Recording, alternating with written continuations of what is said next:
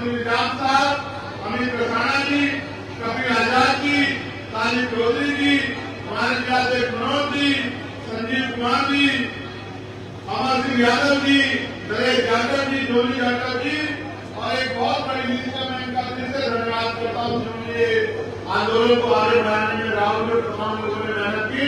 अब हम काम की बात करते हैं। करनी चाहिए नहीं चाहिए काम की बात बताओ, करनी चाहिए नहीं करनी चाहिए?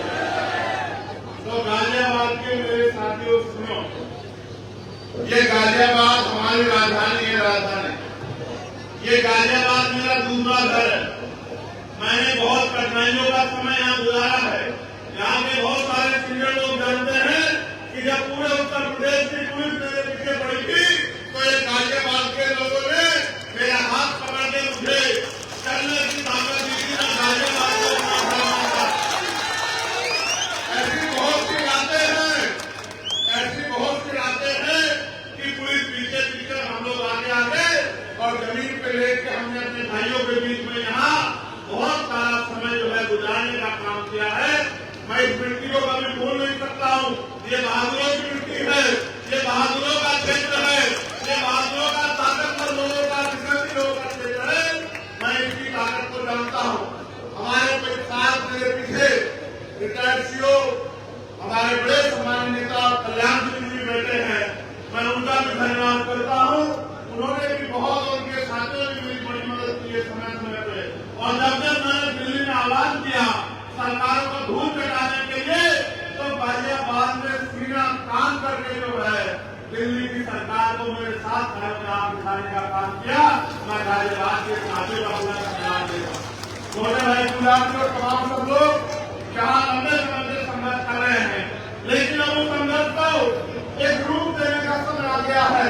आपने सामाजिक रूप से बहुत बार जो है विरोधियों को धूल चटाए। चाहे इसी बात में जब ये भारतीय जनता पार्टी के लोग पार्टी बना के बाबा साहब अम्बेडकर को अपमानित करने का काम कर रहे थे, मेरी माँ बहनों ने मोर्चा लेके उनके मंसूबों को नाकामयाब करने का काम किया। हमारी बात को जानने में मैं अपने आप को बड़ी खुशी महसूस कर रहा हूँ, क्योंकि वो मेरे बड़े भाई भी हैं और उनसे मैंने बहुत कुछ सीखा भी है। भाई साहब अनंत तोमर जी जो पूर्व विधायक रहे हैं और कई कई स्टेटों के प्रभारी रहे हैं, आज पूरे अपने परिवार में फिर से जो है इस कारवा को आगे बढ़ाने के लिए इस जिम्मेदारी को संभालने का काम कर रहे हैं। उनका भी स्वागत अभिनंदन करता हूँ। अब क्योंकि लिस्टें तो मेरे पास बड़ी लंबी है, जो हापुड़ से शामिल होने वालों की लिस्ट आई है, मैं उनसे व्यक्तिगत मिलकर जो है अभी उनको ज्वाइन कराऊंगा। तो एक बहुत बड़ी लिस्ट है। अधिकारी कर्मचारी नेताओं के बच्चे सरकारी स्कूल में पढ़ेंगे। आप देखो, महसूस करके अपने दिल पे हाथ रख के महसूस करो। एक भी क्लास में मुख्यमंत्री का बेटा बैठा होगा, उसकी बराबर वाली टेबल पे मजदूर का बेटा बैठा होगा, उसके बराबर वाली टेबल पे एसडीएम का बेटा बैठा होगा, उसके बराबर वाली टेबल पे कुर्सी पे डीएम का बेटा बैठा होगा, उसके बराबर वाली कुर्सी पे एसएसपी का बेटा बैठा होगा और उसके बराबर वाली कुर्सी पे टीकम नागर भाई मेरे जैसे किसान का बेटा बैठा होगा, मजदूर का बेटा बैठा होगा। तो अगर वो हमारी परवाह नहीं करेंगे तो अपने बच्चों की परवाह तो करेंगे। ये जो बड़े बड़े प्राइवेट सेक्टर के स्कूल बनाने का दिए, गरीब लोग उसके सामने तो गुजर सकते हैं, लेकिन खुद को अपने बच्चों को स्कूलों में अंदर नहीं पहुंचा सकते, उनकी क्लास तक अपने बच्चों को नहीं उठा सकते। जब ये इतनी बड़ी फाइल पैदा हो जाएगी तो गरीब का बच्चा कैसे जो है इन अमीरों के बड़े बड़े स्कूलों में हो जाता है। लेकिन सामान्य साथियों, मेरी माँ बहनों मुझे बताओ और मुझसे सवाल करो, जब बाबा साहब अम्बेडकर ने हमें वोट का अधिकार दिलाया था और उन्होंने ये भी कहा था कि पॉलिटिकल पावर जब मैटर की कि राजनीतिक सत्ता वो चाली है जो आपकी सारी समस्या का हल कर देगी, तो आप महसूस करो कि आज भी उत्तर प्रदेश में और देश के हर एक कोने में कमजोर वर्ग के लोग रोटी कपड़ा मकान से वंचित क्यों है, उनके बुनियादी सुविधाएं क्यों नहीं है, आज भी उनको इंसानों जैसा जीवन क्यों नहीं मिल रहा है। जब हम इस बात को देखेंगे तो हमें एहसास होगा कि हमने अपने महापुरुषों की बातों को कानों से तो सुना है, लेकिन उस पर जिम्मेदारी से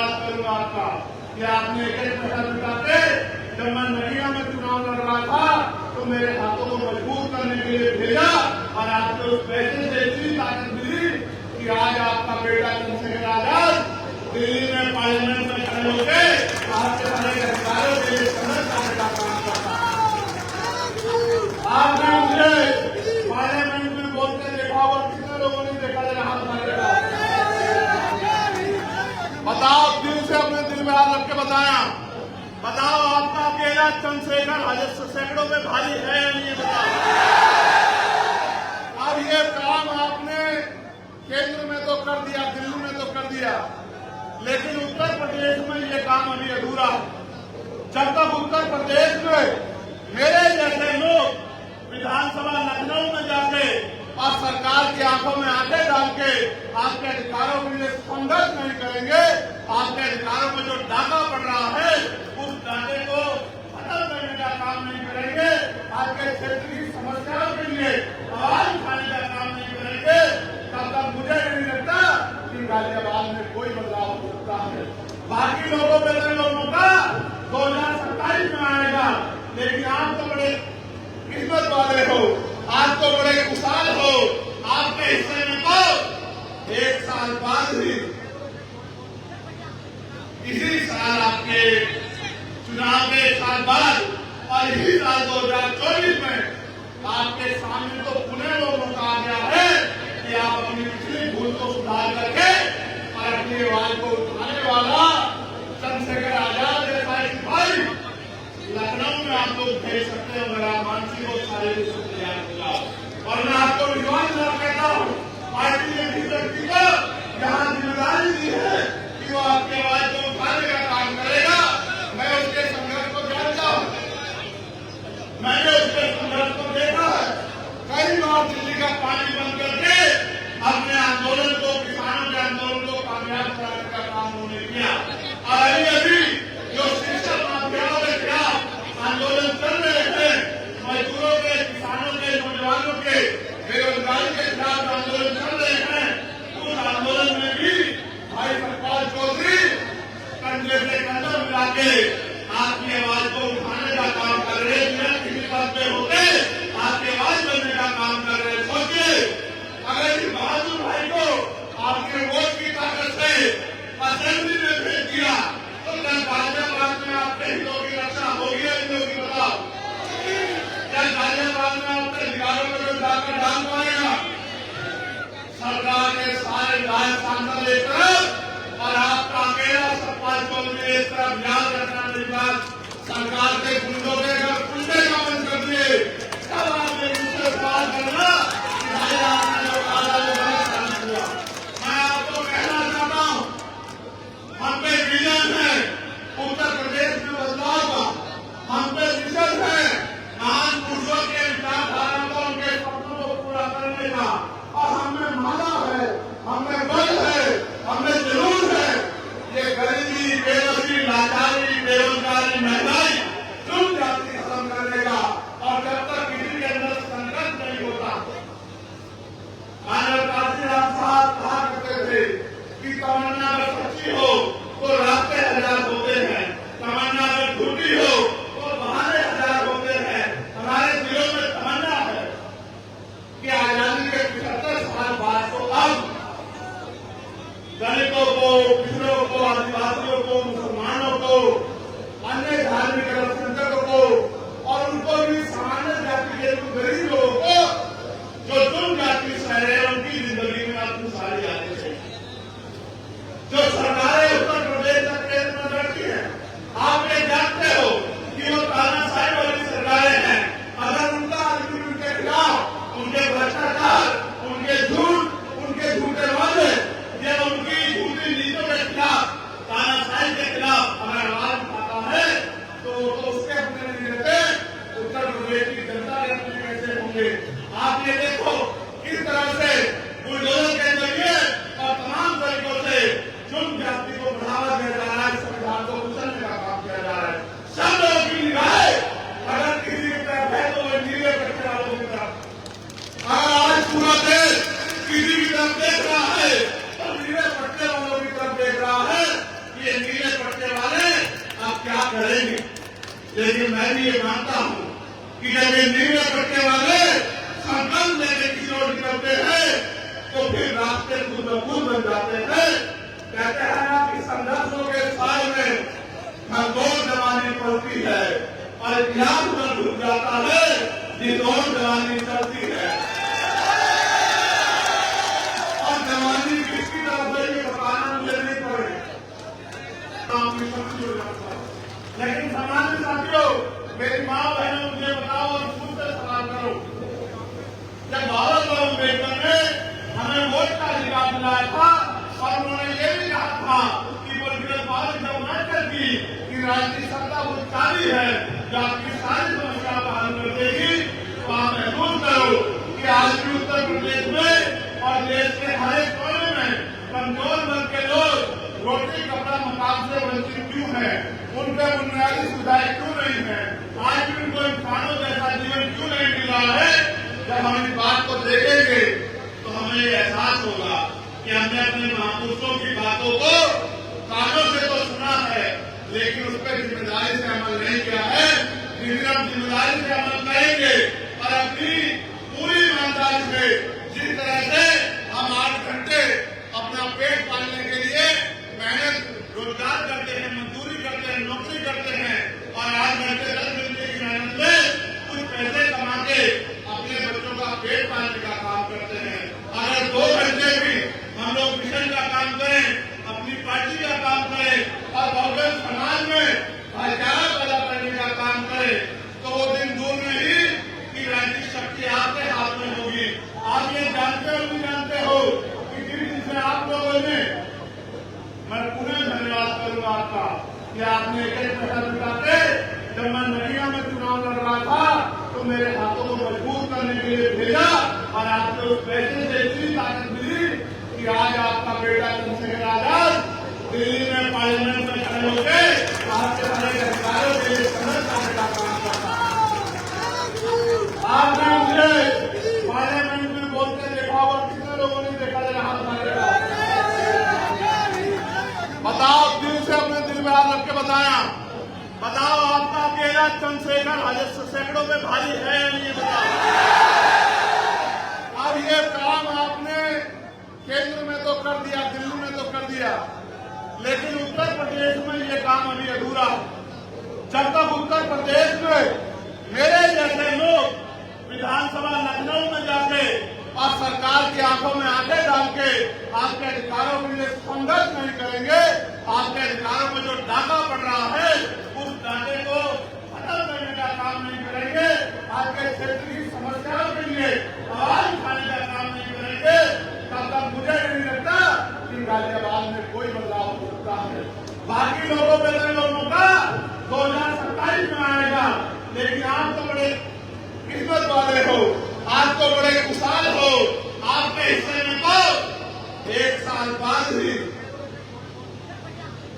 इसी साल आपके चुनाव के 1 साल बाद और इसी साल 2024 में आपके सामने तो पुनः वो मौका आ गया है कि आप अपनी पिछली भूल को सुधार करके और अपनी आवाज को उठाने वाला चंद्रशेखर आजाद जैसा सिपाही लखनऊ में आप लोग भेज सकते हो। मेरा मानसिक और शारीरिक तैयार होगा और मैं आपको विश्वास कहता हूँ, पार्टी ने भी व्यक्ति को यहाँ जिम्मेदारी दी है कि वो आपकी आवाज को उठाने का काम करेगा। मैं उसके संघर्ष को जानता हूँ, मैंने उसके संघर्ष को देखा है।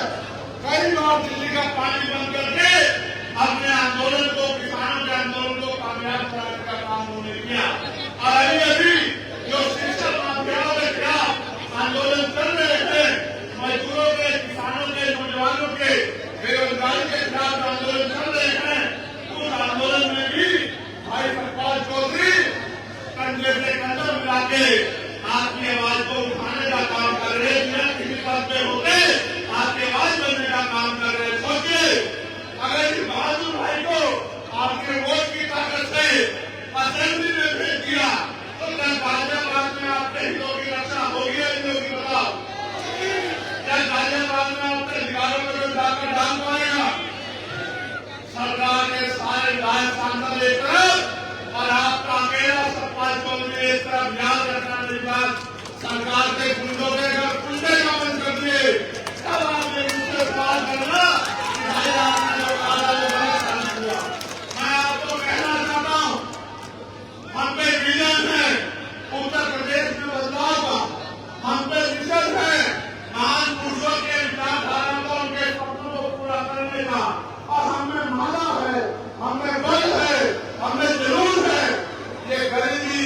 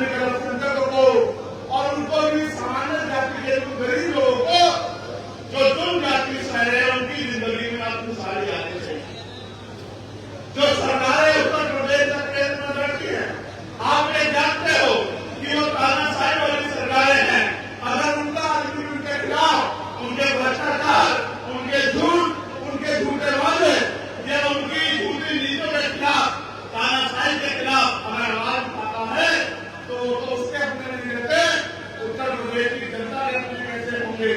आप ये देखो किस तरह से बुलडोजर के जरिए और तमाम तरीकों से जुर्म जाति को बढ़ावा दिया जा रहा है, संविधान को कुचलने का काम किया जा रहा है। सब लोग की निगाहें अगर किसी की तरफ है तो वो नीले पट्टे वालों की तरफ।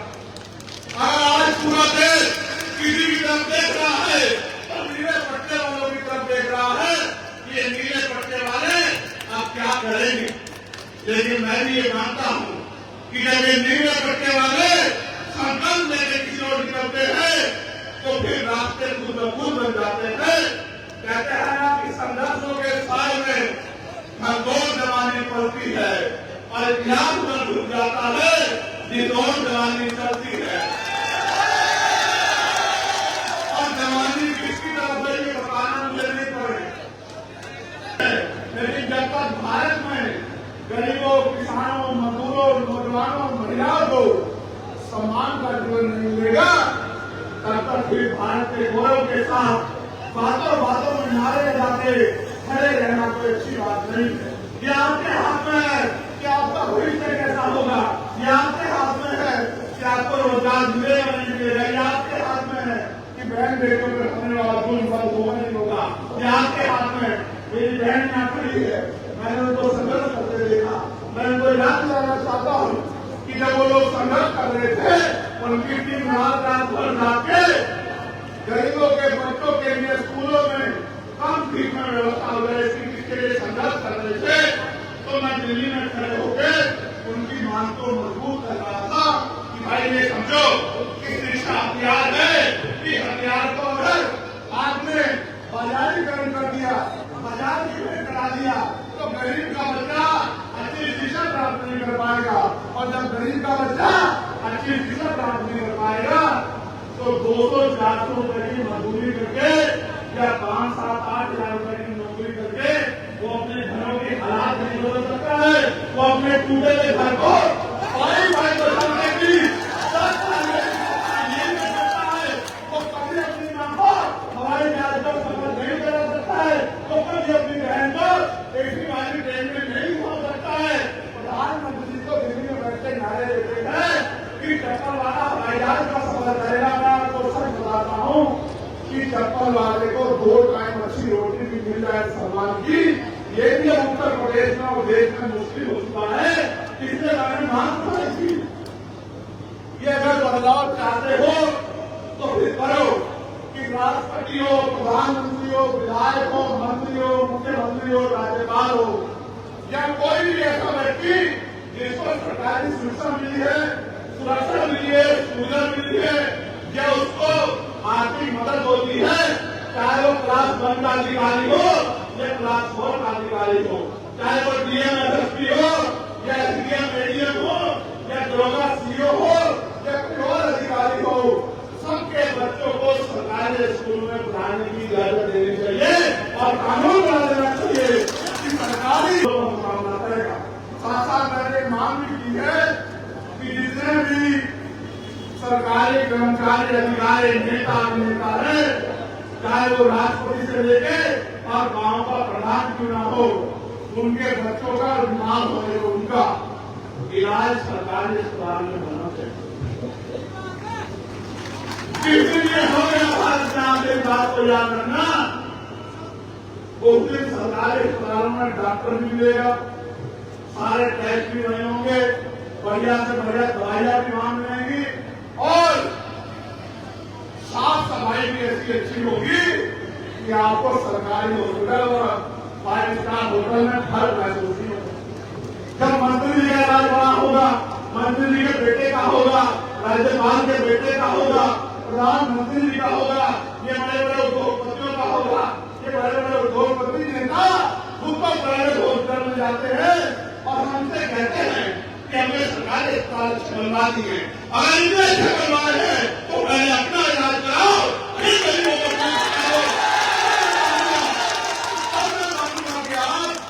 हमारे लिए अच्छा बनाया। मैं आपको कहता हूँ आप देश भ्रष्टाचार की भेंट कर रहा है और पूरे देश में कमजोरों, किसानों, गरीबों की निगाहें आपकी तरफ। और अगर वास्तविकता में आप उससे प्यार करते हैं, वास्तविकता में आप भारतीय संविधान से प्यार करते हैं और वास्तविकता में आप बाबा साहब अम्बेडकर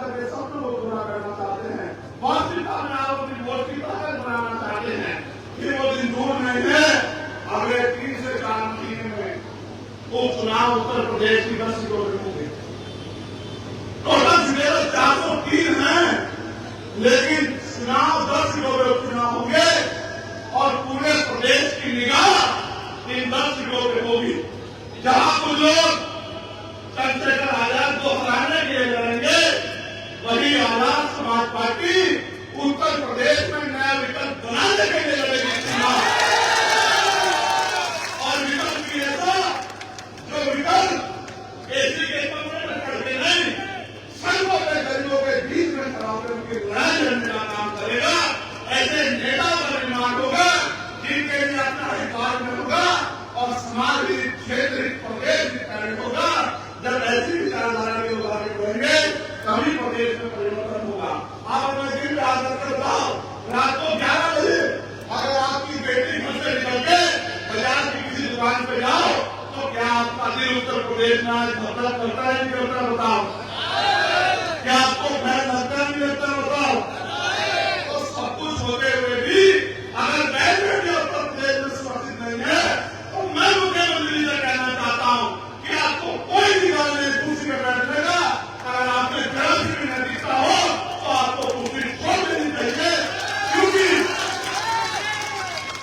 7 साल के कार्यकाल के बाद भी आप उत्तर प्रदेश की बेटियों को सुरक्षा देने में,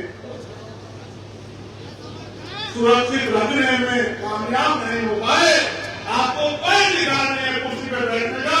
सिर्फ बड़ी बड़ी बातें करने से काम नहीं चलेगा। जब राजनीतिक शक्ति दूसरे लोग के पास होगी, जैसा भारतीय जनता पार्टी के पास है, तो आपके हाथ ऐसे फैले हुए हैं। और जब राजनीतिक शक्ति आपके पास होगी तो आपका हाथ देने वाला हाथ होगा। आज मेरा पूरा परिवार इस मंच पर एकजुट हुआ है।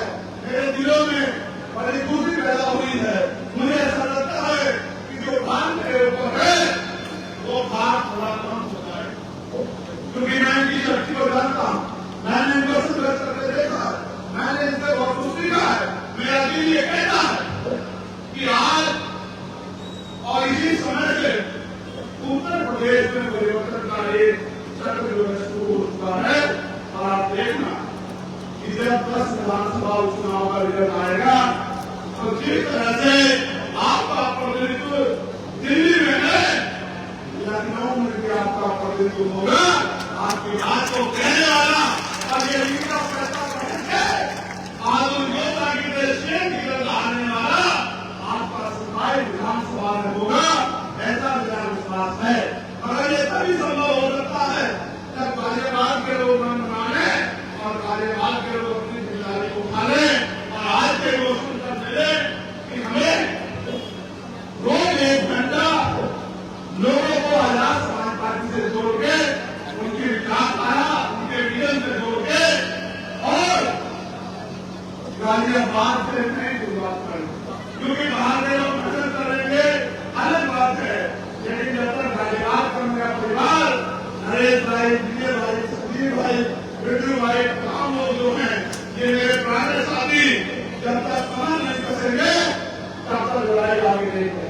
सतपाल जी को मैं देखता हूँ, वो सुबह पार्क में जाते हैं। सतपाल जी को मैं देखता हूँ, वो हर आंदोलन में जाते हैं। अगर आप सब लोग सतपाल जी बन जाओ, सीओ साहब पीछे बैठे हैं, अगर आप सब लोग सतपाल जी बन जाओ तो ये लड़ाई हम लोग बड़ी आसानी से जीत जाएंगे। यहाँ तमाम लोग पैसे वाले लोगों को, ताकतवर लोगों को मुकाबला करने के लिए मैदान में उतारेंगे। वहाँ आपका ये किसान का बेटा यहाँ के कमजोरों, किसानों, महिलाओं, मजदूरों, महिलाओं, बेटियों, संघर्षी लोगों की आवाज बनके इस लड़ाई को मंजिल तक पहुंचाने का काम करेगा। और मैं आपसे एक और चीज मांगना चाहता हूँ, ये बात को मैं सतपाल जी के ध्यान में भी और किशोर साहब के ध्यान में लाना चाहता हूँ और अपने समाज नेताओं के ध्यान में भी, जिन्होंने पश्चिम की बागडोर संभाल रखी है। 11 तारीख को दिल्ली में हमने ऐलान कर दिया है कि हम केंद्र की सरकार को घुटने टिकवाते रहेंगे। 11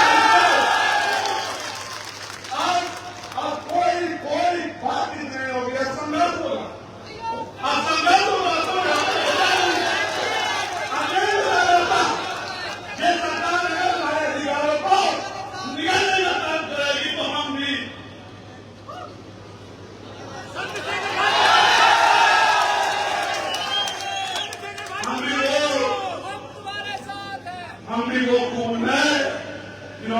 2018 में 13 लोगों ने कुर्बानी देकर अपने खून से अपने अधिकार को सीखने का काम कराया। मेरी बात को आप याद रखें।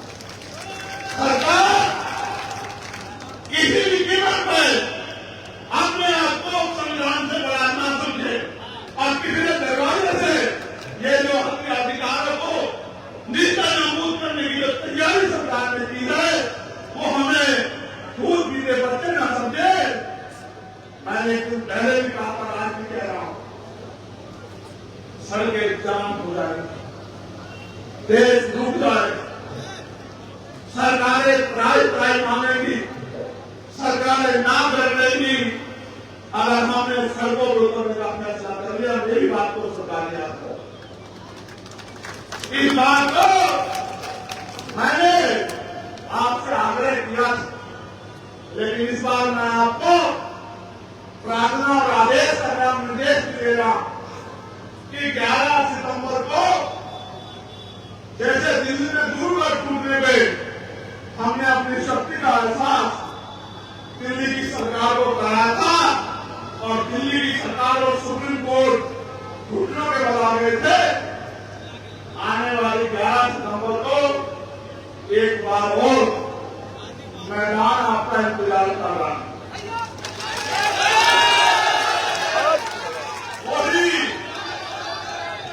वही रामलीला मैदान होगा और उसी रामलीला मैदान में इस बार संविधान लीला होगी। मेरी बात को आप याद रखना। इसलिए मैं आपसे दो प्रार्थनाएं कर रहा हूं कि आज से आप सतपाल जी का इंतजार मत करो कि सतपाल जी आपकी बस्ती बनाएंगे, सतपाल जी आपको घर में करेंगे। आज से आप लोग सब लोग खुद को सरकार जी मान के अपने अपने बूथ सेक्टर की जिम्मेदारी को उठाएं। साथ साथ 10 तारीख की रात से ही और अभी से एक मन पक्का करके अपनी डायरी में लिखो कि एक दिन हमें अपने अधिकारों को बचाने के लिए दिल्ली करना है। ये पूरा दिन हमारा दिल्ली में संकल्प के साथ है कि आपको डाटा आपके लूट हम अपने अधिकारों पर नहीं करने देंगे। वो दिन चले गए एक लाठी से पूरे गांव को हाथ दिया जाता था, वो दिन चले। आप तो वो दिन अगर संवैधानिक मर्यादा में समझोगे तो संवैधानिक मर्यादा में समझाएंगे और अगर गुंडागर्दी करोगे तो गुंडागर्दी का भूत ऐसे चुटकियों में निकाल दिया जाएगा कि तुम्हारा गुंडागर्दी करने की सोच नहीं रहता। मैं आपसे अपील करता हूं कि आप मेरी इस प्रार्थना को, मेरे इस आग्रह को, मेरा भक्त और भविष्य की जो चिंता महान पुरुषों के आंदोलन को आगे बढ़ाने की मुझे है, उसको ध्यान में रखते हुए अपनी अपनी जिम्मेदारियों पर जुटे। मैं धन्यवाद दूंगा विनोद कुमार जी का, गुलशन कुमार जी का। जवानी चाहे वो गाजियाबाद की हो या जवानी चाहे सिद्धार्थनगर नेपाल बॉर्डर की हो या जवानी दिल्ली में बैठे नौजवानों की हो, जवानी आज क्रांति का रास्ता अपना चुकी है। और जब तक वो सत्ता में बैठे लोगों का घमंड नहीं तोड़ेगी, सत्ता में बैठे लोगों का अहंकार नहीं तोड़ेगी और जब तक वो इस भारत को संविधान के जरिए करने वाला भारत सम्राट अशोक के सपनों का भारत नहीं बना देगी, तब तक वो रुकने वाले नहीं है। ये गांधी है और ये समय के साथ चलती है। जब आंधी चलती है तो छोटी मोटी चीजें उसका मुकाबला नहीं कर पाती है। आप याद रखो इस बात को, आपने समय समय पर देश के संविधान की रक्षा की है, गरीबों को मिलने वाले आरक्षण की रक्षा की है, समय समय पर देश के लोकतंत्र की रक्षा की है। लेकिन सबकी रक्षा करने वाले मेरे बहुजन समाज के लोगों अब अपनी रक्षा के बारे में नहीं सोचो। ये सही है कि बाबा साहब अम्बेडकर ने कहा था कि हम प्रथम भारतीय हैं, लेकिन भारतीय होने का गौरव